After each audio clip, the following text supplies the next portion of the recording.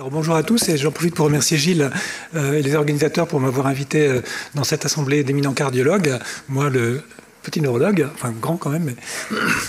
Et donc, on va parler de thérapie génique et là encore, autre point, je ne vais pas parler d'amylose ATTR ou juste pour faire un lien avec la présentation précédente, mais je vais parler très peu de cœur.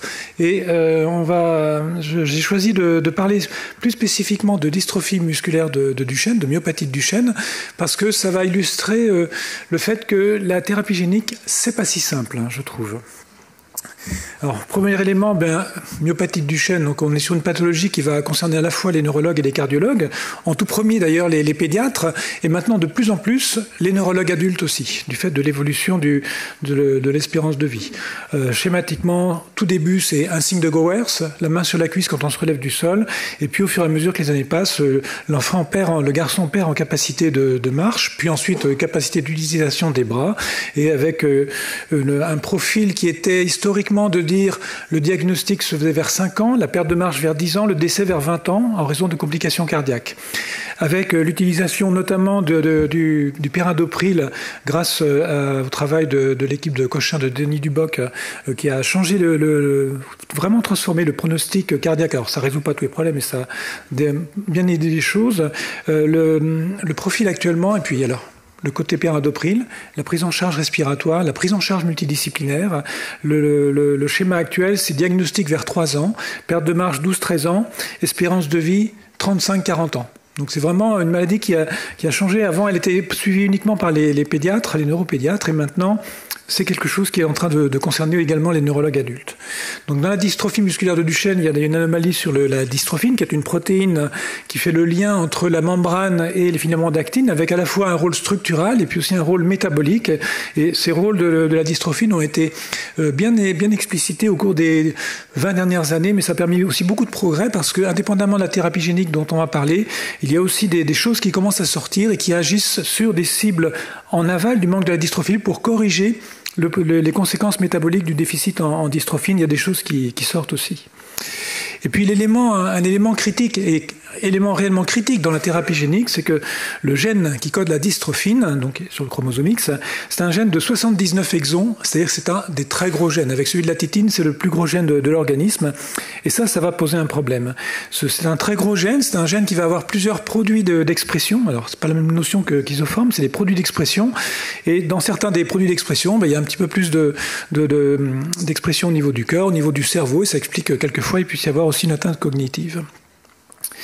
Alors, ce gène, il code pour la protéine, et la protéine, vous le voyez finalement sur le schéma précédent, avec une partie qui est attachée à la membrane, une partie qui est attachée à l'actine, partie à gauche et à droite de l'écran, et puis au milieu, une portion qui est très répétitive, et dont le rôle au sein de la cellule, de la fibre musculaire squelettique est probablement moindre.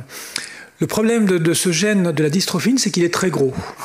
Et en l'occurrence, quand on fait de la thérapie génique, on utilise un porte-container, en quelque sorte, qui va amener le produit, le gène qu'on veut transférer au patient et qui va le transporter. Ce vecteur, c'est un vecteur viral, un adénovirus en général, et la capacité d'emport de ce vecteur, elle est insuffisante pour embarquer tout le gène de la dystrophine. Problème numéro 1. Et de ce fait, il n'est pas possible, avec les outils actuels, les outils de vecteurs viraux actuels, d'envisager transporter en une seule fois tout le gène de la dystrophine. Et donc, dans cette problématique-là, ce qui était considéré, c'est de créer un gène dit de mini- ou microdystrophine et de préparer un gène pour la thérapie génique qui comporte uniquement les parties aux deux extrémités du gène, celles qui ne codent pas pour la partie centrale répétition de spectrine. Vous avez à l'écran les 4 principaux essais cliniques qui sont en cours ou sont terminés et qui ont concerné la microdystrophine, comme on l'appelle, pour la thérapie génique dans la myopathie de Duchenne. Et plus spécifiquement, à Nantes, on a été le centre référent national pour l'étude Pfizer. On était en autre centre, il y avait uniquement Necker et Nantes. Et donc, on a inclus dans cet essai qui a été terminé, sur lequel je redirai un mot après, mais je vais me centrer sur l'essai de Sarepta. Premier point à illustrer ici, donc c'est de la microdystrophine, et donc on ne donne pas de la dystrophine complète, et donc l'objectif de ce traitement n'est pas de traiter, de guérir les patients. L'objectif, il est de transformer le phénotype de phénotype Duchenne en phénotype Becker. Ça, c'est quelque chose qui est aussi parfois mal ressenti par les patients, mais là, on donne une dystrophine qui sera tronquée, et c'est exactement ce qui se produit dans la dystrophie musculaire de Becker, c'est-à-dire que les patients ont des variants sur le gène qui code la dystrophine, qui ne vont pas conduire à la suppression complète de la dystrophine, mais ils vont avoir une dystrophine qui sera plus petite, plus grosse parfois en cas de duplication, en moindre quantité, mais en tout cas, là, l'objectif, il est déjà restreint de ce point de vue-là. Et donc 4 essais, l'essai Sarepta-Roche qui a été terminé, donc je vous disais, on va le détailler, l'essai Pfizer qui est également terminé depuis l'année dernière et dont les résultats sont malheureusement totalement négatifs. Il n'y a pas d'efficacité du traitement, et c'est un essai à large échelle, international, avec près de 200 patients inclus. Et malheureusement c'est négatif, et je continue sur les essais à l'écran là, avant d'approfondir avec Sarepta. Et l'essai Généton, vous en entendez parler parce que vous le voyez cité régulièrement au Téléthon, à la FM Téléthon en décembre. Et là, dans l'essai Généton, ils en sont aux phases très préliminaires d'identification de doses à utiliser, et il y a beaucoup de publicité faite autour parce que parmi les enfants qui ont été injectés, il y en a un qui a censément gagné beaucoup en force, en marche, mais on est dans de l'ouvert, on est sur une phase 1, et puis ça reste très, comment dirais-je, critiquable de vendre l'efficacité alors qu'on n'a pas d'éléments de comparaison. Et de ce point de vue-là, moi je reste marqué par un essai précédent qu'on avait fait sur la myopathie du chêne, avec cette fois-ci un médicament qui agissait sur les codons stop et qui permettait normalement de sauter le codon stop pour réexprimer la protéine, et on avait inclus des patients, et le premier patient qu'on a inclus, qui à l'époque, en l'occurrence, c'était le premier patient européen dans cette étude-là, je me rappelle très très bien, les parents, donc 8-10 ans, les parents nous disant, après un mois de traitement, double aveugle contre placebo, après un mois de participation, on est allé au Puy du Fou, on a laissé le fauteuil roulant dans le coffre, et il a fait toute la visite du Puy du Fou en marchant, c'est génial, on est super content. Il était dans le bras placebo. Donc attention à ce qu'on fait en ouvert. Et donc, qu'est-ce qu'il en est avec cette thérapie génique? Alors, avant d'aller plus spécifiquement sur Sarepta, là, un peu de considération générale concernant cette thérapie génique. Alors, c'est compliqué déjà à organiser. Il faut passer par l'unité de thérapie cellulaire génique. Il y a tout un protocole très, très formel à respecter. Et puis, il y a des considérations très pratiques qui sont qu'on va passer par un AAV. Et donc, il faut que les patients ne soient pas immunisés contre cet AAV. Cet adénovirus, ici, c'est suivant les AAV qui sont utilisés. Donc, c'est l'AAV RH74 là, pour le Sarepta, pour le Pfizer, c'était l'AAV9. Mais ces AAV, ils sont très courants. Et donc, si on prend toute la population qui est présente ici, probablement que la moitié ou les 2 tiers d'entre vous être immunisés contre ces vecteurs AAV. Et donc, quand on est immunisé, on ne peut pas utiliser ce traitement-là. Et donc, il faut s'assurer avec les sérologies que l'enfant ne l'est pas. Ces sérologies, on ne va pas les faire 6 mois à l'avance. On les fait juste avant. Parce que vous imaginez là encore, par rapport au patient, on le fait 6 mois à l'avance, il est négatif. Et puis, les 6 mois passent. Entre-temps, l'enfant, il a fait un rhume ou je ne sais pas quoi. Et puis, juste au moment où on dit, ça y est, c'est programmé pour le 3 avril, eh bien l'enfant revient, on refait une sérologie, pas de bol, c'est positif. Donc on les garde au dernier moment. Il faut être à jour de vaccination, il ne faut pas avoir d'infection en cours, parce que infection en cours dit on repousse, et ça on le voit aussi dans d'autres situations. Et donc ça, ce sont des contraintes qui sont assez importantes. On s'assure aussi qu'il n'y a pas de problème biologique avant, parce que comme vous allez le voir, ce n'est pas si simple après, et notamment sur le versant cardiaque, les plaquettes, et puis l'examen clinique, et le foie aussi, bien évidemment. Et puis les corticoïdes, je vais y revenir. Bon, vous savez que tous les patients du chêne maintenant sont mis sous corticoïdes, 1,5 mg/kg à peu près, un jour sur 2, ça dépend des protocoles, mais dès que le diagnostic est fait, les corticoïdes sont mis en place, et les corticoïdes vont être gardés au moins jusqu'à la perte de marche, et ça ralentit la progression de la maladie, avec un décalage de l'âge de perte de marche d'environ 12-18 mois en petite parenthèse. C'est actuellement le seul traitement de fond avec le perindopril qui est utilisé dans cette pathologie-là. Et alors, après l'injection, donc l'injection elle se passe sur quelques heures à peine, c'est quelque chose qui est rapide à faire. Une fois que cette injection est faite, on surveille, et on surveille très attentivement, et on surveille vraiment comme le lait sur le feu. Initialement, dans l'essai auquel on a participé, les recommandations étaient de garder les enfants 3-4 jours à l'hôpital. Ça s'est très vite passé, transformé en 8-10 jours, c'est plus sûr. Et on surveille tout ce qui est biologique, notamment le foie, on surveille le cœur, on surveille surveille les plaquettes et puis on s'assure que l'enfant prend bien ses corticoïdes. Parce qu'en fait, il y a énormément de risques de complications. Et vous avez ici résumé quelques-unes de ces complications avec le fait que les enfants vont vomir assez facilement au tout début. Et on l'a observé, nous, sur deux patients. Donc les deux patients qu'on a inclus à Nantes sur l'essai étaient tous les deux dans le bras du traitement. Donc les deux ont eu le droit au vomissement. Ensuite, il y a la myocardite. Vous avez la rhabdomyolyse avec une myosite, avec maintenant quelque chose qui est un petit peu mieux connu, qui est la chronologie de ces réactions, qui sont du versant désimmunitaire, qui peuvent être soit par rapport à l'AAV, soit par rapport à la dystrophine, parce que truc tout bête, c'est que pour les enfants qui n'ont pas du tout de dystrophine, le fait d'introduire un gène qui code pour une microdystrophine qu'ils n'ont pas, ben leur organisme peut réagir comme un greffon extérieur. Et donc ça aussi, c'est un peu le comble, c'est-à-dire que dans l'essai du Généton, le premier patient qui a été injecté a fait une rhabdomyolyse. On veut lui soigner ses muscles, on lui provoque une rhabdomyolyse. C'est peut-être pas, c'est pas l'idéal. Bon, il en avait un récupéré, il était revenu à son état antérieur après. On surveille le foie et un des deux patients qu'on a eu à Nantes, eh bien, c'est un patient de la région parisienne. Je peux vous dire que les parents ont fait des sacrés allers-retours entre Nantes et Paris pour revenir à chaque fois avoir des bolus de corticoïdes parce qu'il a fait une bonne hépatite. C'était chaud. Et en l'occurrence, ce côté corticoïde, il est capital parce qu'il y a un point très, très important dans ces thérapies géniques, c'est surtout qu'il n'y ait pas de chute de la protection corticoïde. Et donc là, les doses de corticoïdes sont augmentées avant l'injection, elles sont maintenues à un niveau assez élevé juste après. C'est quelque chose qui est capital pour éviter la survenue de ces complications des immunitaires qui sont vraiment très présentes. Alors, c'est pas tout le monde, évidemment, hein, mais quand même, c'est quelque chose qui est à prendre en compte. Et là, je vais l'illustrer sur une diapositive avec une autre thérapie génique qui, à contrario de celle du Duchenne, est très efficace, mais qui n'est pas moins risquée. C'est la thérapie génique de l'amyotrophie spinale, une autre maladie neuromusculaire, mais qui cette fois-ci ne concerne pas les cardiologues. Dans cette maladie où il y a un déficit en protéine SMN, Survival Motor Neuron, les patients ont une amyotrophie spinale, et je vous rappelle typiquement, c'est le tableau d'une hypotonie d'un nourrisson à 1 mois, 2 mois, qui est diagnostiqué sur une hypotonie, et puis si on fait rien, c'est décès avant la fin de l'année sans aucune prise en charge palliative, sur les formes les plus sévères.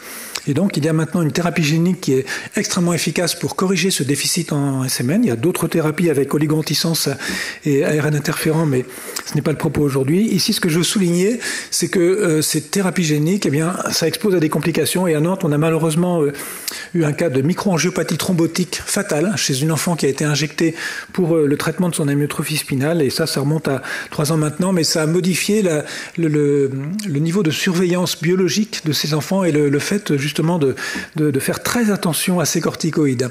Si l'enfant vomit après une prise de corticoïdes, faut qu'il en ait d'une façon ou d'une autre, qu'il en ait à nouveau. C'est vraiment critique capitale dans ces situations-là, de cette surveillance sur le versant corticoïde. Alors maintenant, qu'est-ce qu'il en est de l'efficacité?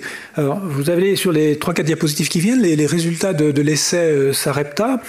Et là, les premières courbes, donc là, c'est quelque chose qui a été publié il y a 2 ans maintenant. Et premier élément d'attention, c'était chez 20 patients, c'était en ouvert, donc il n'y a pas de bras placebo, et la confrontation par rapport au groupe contrôle est faite avec les scores de propensity, je pense que vous utilisez ça aussi, et sur des populations plus historiques d'enfants Duchenne. Et de mon point de vue, ça fausse un peu les choses, parce que c'est que ces populations qui servent de groupe, il y a un groupe qui s'appelle CNRG, qui est une sorte de registre Duchenne aux États-Unis, qui est très bien construit, très bien, mais qui remonte déjà à un début il y a 10 ans, 15 ans, et donc le profil évolutif de ces patients, il est un peu plus sévère globalement que ceux qu'ont les patients actuellement. Et donc quand on fait ces comparaisons avec un groupe qui est un petit peu plus sévère, même si au moment de l'entrée tout est fait pour que ça colle en score de marge, score de ceci, cela, l'âge, tranche d'âge, enfin tout soit identique, malgré tout ça donne déjà un petit avantage au traitement qui est en cours. Ce que vous avez à l'écran sont des courbes des scores qu'on utilise. Alors le score NSA, qui est un score de force un peu global, c'est le graphique à gauche avec une petite amélioration comme vous le voyez, donc mieux vers le haut. Les courbes ensuite sont des courbes de temps de durée pour monter les 4 marches, pour se lever du sol. Donc là, l'amélioration se fait vers le bas. Et vous voyez qu'il y a une petite tendance dans le bon sens. Quand on compare avec les groupes Propensity, on voit à ce moment-là qu'il y a une différence qui est dite significative, et puis ou qui est en tout cas claire à l'écran. C'est les différences à nouveau sur le score NSA à gauche, et puis le test de monter les 4 marches, de time to rise, de se lever ensuite. Mais il y a aussi un autre élément, c'est ces enfants-là peuvent bénéficier de biopsies musculaires. Et vous avez un exemple ici de biopsie avant le traitement, puis ensuite après le traitement, avec un marquage en rouge ici de la dystrophine. C'est quelque chose qui est extrêmement spectaculaire, n'est-ce pas ? Ça fait plaisir. Hein. Claire, tu apprécies le rouge fluorescent de ce marquage, j'en suis sûr. Je me méfie, moi, de ces marquages, parce que sur la tallurène dont je parlais précédemment, il y avait aussi de jolies images. Ceci étant, sur les bases de cette étude, la FDA a donné l'autorisation d'utiliser ce produit et l'a fait surtout sur le côté anapathe, avec l'expression de la dystrophine. Je vous le rappelle, une vingtaine de patients, pas de groupe placebo. Et donc ça, c'est quelque chose qui a été autorisé par la FDA en utilisation thérapeutique, avec un produit vendu aux États-Unis dans le genre 3 millions de dollars. Le Zolgensma, à la suite de la myotrophie spinale en France, c'est 1,8 million d'euros, accessoirement une injection. Et donc le produit a été utilisé aux États-Unis. Il y a près d'1 millier, je crois, d'enfants qui ont été injectés. Ouais, exactement.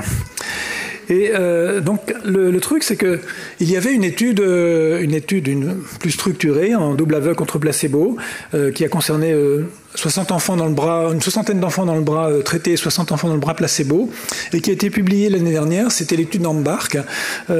Alors, publiée en janvier, mais les résultats ont été communiqués l'année dernière. Et en fait, le critère principal de cette étude est négatif. Et donc, il y a une tendance sur les patients traités vont un peu mieux, mais quand on considère le critère formel qui était justement ce score NSA, il n'y a pas de différence significative entre les deux. Et l'essai, de ce point de vue-là, est négatif. Donc ça montre bien qu'il faut rester prudent par rapport au côté efficacité. Je vous ai parlé avant des risques. Et là, il y a même un élément supplémentaire, c'est que ça incite quand même un peu à la prudence. Sur le mode, ils sont gonflés quand même à la FDA parce qu'ils autorisent l'utilisation d'un produit pour lequel il y a une possible efficacité, il y a pas mal de risques, et puis en plus ça va être vendu très très cher. Bon, d'accord, il n'y a pas grand-chose actuellement dans le Duchenne, mais ça a même, vous voyez, suscité certaines inquiétudes ou sur le fait qu'il pourrait y avoir un peu de lobbying du laboratoire pour ça. Et à titre personnel, j'en suis assez convaincu parce que sur un précédent traitement qui concernait du Sodexo, ils ont également obtenu l'AMM aux États-Unis pour un produit, l'Eplontersen pour ne pas le nommer, et qui avait une efficacité là encore très relative, et leur étude sur laquelle ils avaient obtenu l'agrément de la FDA n'était basée que sur 12 patients. Donc ça, il y a des choses un peu floues de ce côté-là, et c'est vrai que ça pose question quand même, je trouve. Alors, il y a des choses plus récentes maintenant dans les informations, et là vous avez du tout frais, puisque ça remonte à une dizaine de jours. Alors, je n'étais pas à Dallas à cette réunion de la MDA, mais j'ai pu voir les images qui sont plus parlantes que le texte que je vous présente ici, mais en gros, ce sont les résultats des patients injectés il y a un peu plus longtemps, donc à 3 ans et à 5 ans. Et ce que ça montre schématiquement, c'est que à 3 ans, on a toujours une petite différence entre le groupe traité et le groupe de contrôle Propensity. À 5 ans aussi, sauf que cette différence tend à s'estomper, comme si l'effet était moins important, qu'on ne gagnait pas dans la durée. Vous voyez, on n'est pas en train d'avoir des courbes qui s'éloignent dans la durée, on est sur comme si ça se tassait un petit peu. Donc tout ça n'est pas très, très engageant. Autre élément, c'est de la thérapie génique, donc on a envie de dire c'est une injection et puis c'est pour la vie, mais non. Les fibres musculaires, elles se renouvellent. C'est pas comme un neurone qui, lui, va rester. C'est la différence aussi avec la myotrophie spinale. Et donc là, il y a ce côté, on fait ce traitement, le résultat n'est pas aussi spectaculaire que ça, et puis en plus il y a des risques, mais ça va peut-être pas durer dans le temps, donc ça c'est à suivre. Et encore, alors ça c'était à 5 ans, mais et encore tout frais également, une complication supplémentaire, un enfant qui est décédé récemment d'une complication cardiaque en rapport avec le traitement par Elevidys et cette thérapie génique. Et donc là, vous voyez, on est sur des choses qui remontent à une dizaine de jours à tout casser. On est vraiment sur des choses fraises. Donc c'est pas si simple la thérapie génique. Comme je suis devant des cardiologues, il faut quand même que je vous mette une petite image de cardiologie par rapport à ça. Ici, vous avez la présentation de données cardiologiques chez le rat, avec le même traitement, c'est le même produit qui est utilisé. sur lesquels on voit sur les différents paramètres. Alors, à chaque fois, vous avez en noir la souris contrôle, en orange la souris myopathe, le rat DMD cher aux Nantais, et qui est avec les paramètres qui sont moins bons, et puis en rose, violet, les rats traités, et on voit effectivement une amélioration ici, une tendance au retour vers les paramètres normaux. Sur l'étude que j'ai citée, il n'y a pas de données cardiologiques connues, et en plus, ce sont des enfants qui ont entre 4 et 8 ans, donc ce sont des enfants qui n'ont pas d'atteinte cardiaque à cet âge-là, et donc c'est la raison pour laquelle on n'insiste pas, il n'y a pas d'informations sur le plan cardiologique. Alors maintenant, qu'est-ce qu'on peut faire pour améliorer les choses? On est en train d'utiliser la microdystrophine et ça ne va pas réparer les choses. Alors, il y avait ça que j'avais vu l'année dernière en avril à cette époque-ci au congrès myologie organisé par la FEM Téléthon à Paris et que je trouvais très séduisant dans le principe. C'est d'utiliser 3 vecteurs différents. Dans chacun des vecteurs, on met un tiers du gène de la dystrophine. On met sur ces gènes, on met une petite protéine qui s'appelle l'intéine et qui fait que lorsqu'on administre les 3 gènes en même temps, ça va dans la cellule et puis ça se raboute et ça fait une dystrophine complète. Je trouve ça sur le principe c'est assez génial. Et sur la souris ça marche bien. Il y a une réexpression de la full length FL sur la tableau du milieu, FL, la petite bande noire, on voit une réexpression de la dystrophine complète et cerise sur le gâteau, quand on compare avec des études de microdystrophine, la quantité de dystrophine, indépendamment de sa qualité, c'est-à-dire le fait qu'elle soit pleine longueur, la quantité de dystrophine est aussi très augmentée. Donc on gagne sur tous les points de vue. Alors maintenant, c'est du rat. Et puis, je vous ai dit, tout ce qui est complications de l'injection de thérapie génique sur le versant des immunitaires, il y a. Ben là, c'est 3 vecteurs différents. Donc ça va poser encore des problèmes, mais c'est purement, pour l'instant, quelque chose expérimental. Mais dans le fond, quelque part, ça montre qu'il y a des idées à creuser par derrière. Et puis, ça a été cité précédemment, il y a l'édition de gènes avec CRISPR-Cas9 qui peut être utilisée aussi. Et là, c'est quelque chose qui est en cours de développement dans différentes situations. Alors, pour juste faire un mot par rapport à l'amylose à transthyrétine, là encore, donc là, c'est quelque chose qui est en cours d'évaluation. J'ai un collègue en neurologie à Bicêtre qui participe à l'essai avec CRISPR-Cas9 qui a injecté des patients. J'aurais envie de dire, moi, si j'avais une amylose à transthyrétine, j'irais plus vers le silençage d'ARN actuellement, plutôt que vers la thérapie génique, parce que tout ce qui concerne l'ARN, tout ce qui est la RNA-thérapie, je trouve que c'est quand même c'est très efficace, et puis il y a quand même beaucoup moins de problèmes de tolérance. Parce que là encore, on pourra aussi avoir le côté off-target, parce que c'est attention à ne pas trop jouer sur le feu, et puis les effets secondaires de toxicité. Le CRISPR-Cas9, c'est quelque chose qui commence à être évalué aussi dans le Duchenne, avec, suivant les types de mutations, différents types de stratégies qui sont utilisées, et il y a maintenant de très nombreux essais aussi sur le plan expérimental qui sont en cours avec CRISPR-Cas9. Mais tout ça pour dire en résumé que quand on est sur ce côté thérapie génique, il y a des choses qui sont sexy quand c'est expérimental, beaucoup plus dur à passer en mode pratique chez l'homme, et que de temps en temps, moi j'ai un peu l'impression qu'on joue aux apprentis sorciers avec cette thérapie génique, et il faut faire attention. Et si je devais avoir une conclusion qui tienne en 2 mots, la thérapie génique dans le Duchenne, à mon avis, c'est jusqu'ici risqué et plutôt décevant. Ce n'est pas le cas de toutes les thérapies géniques, et je pourrais vous refaire un topo différent si on parlait d'amyotrophie spinale. Je vous remercie de votre attention.